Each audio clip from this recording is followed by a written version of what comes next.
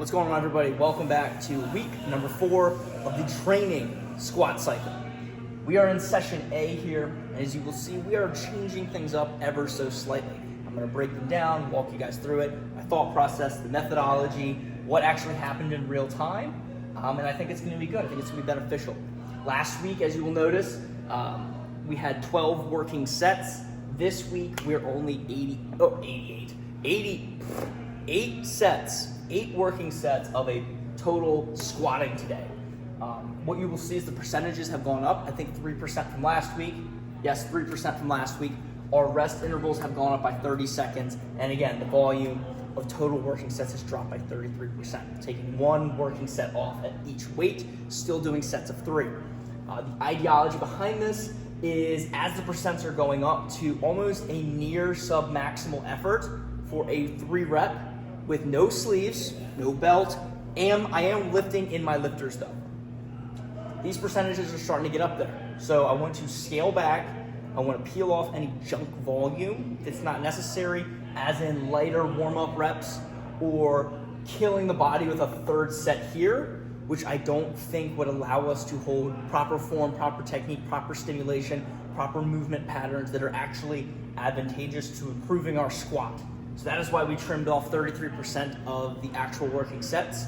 That's why we've increased rest to really allow the body to put out on these higher percentages. So that's the thought process there. Again, quality over quantity on our A sessions here, where again, we're not worried so much about the weight, but how the heavier, moderately heavy weight is moving in general.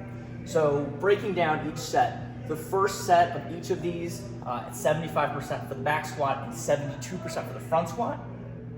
Felt a little off, not super great. I did do, full disclosure, did do a Metcon before this. There was about 20 minutes of work with rope climbs, rowing, and bar muscle up. So the legs weren't super jacked up, but still I think, that first set we're greasing the wheel, we're getting warmed up. Second set, started to hit a groove, nice rhythm. The real part of the workout where you have to lock in and focus is this 7% jump. For me, that's a 35-pound difference, and it was quite the shock to the nervous system.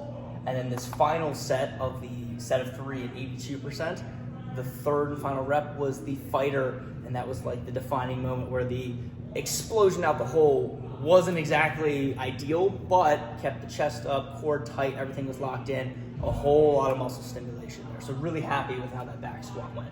We took about 15 minutes in between the back squat before my first working set on the front squat. And again, keep in mind, we have 30 seconds of extra rest built in.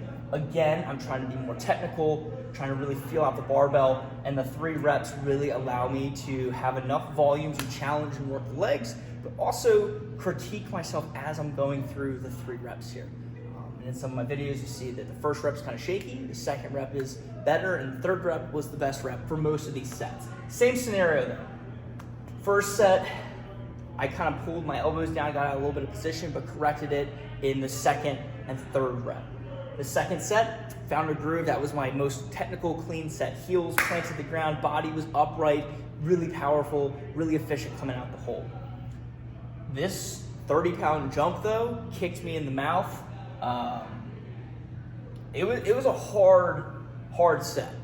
Heels came up immediately, definitely out of position on the first rep. The second rep we settled in, and then the 3rd rep, because the first 2 reps weren't ideal, was a big, grittier fight, rounded back because I just simply burnt up so much energy. So going back into this last set of 3, I should say, at 79%, we were locked in, we were focused. I did take an extra 30 to 40 seconds to really let the body come back, and we nailed rep 1, rep 2, and that 3rd rep, not the greatest, but a lot of good movement. Not perfect, but the first 2 reps were definitely something I'm proud of. The 3rd rep, a little shaky, but that's expected to, and why, again, we scaled off and trimmed out about 33% of the sets, and we got some really good quality sets of 8 here. So thinking 2, big picture, looking at the time frame here. Warm up, first working set, the clock started, and I went. 11.5 minutes, roughly, to do the back squat, a 15-minute break, and then another, let's say, what is that, 10? Yeah, another 10.5 minutes to go through the front squat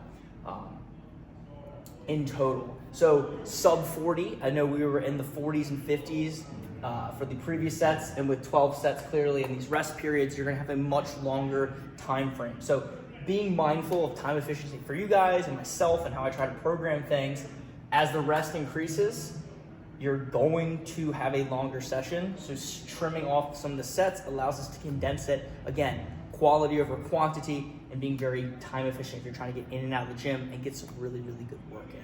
So that's just a little bit of the thought process there too. And the final thing here is we are entering the back half of this cycle. I don't know how many weeks it's going to be, but just so you guys are aware, this cycle will go all the way up to the quarterfinals, which is in March.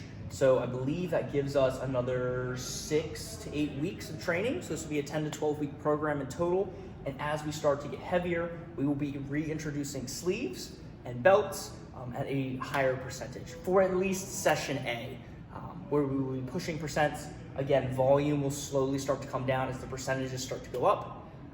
And there will be a deload week coming soon. So stay tuned. Thank you guys for watching this episode. This is week 4, session A of the squat cycle. And as always, peace and much love. Thank you.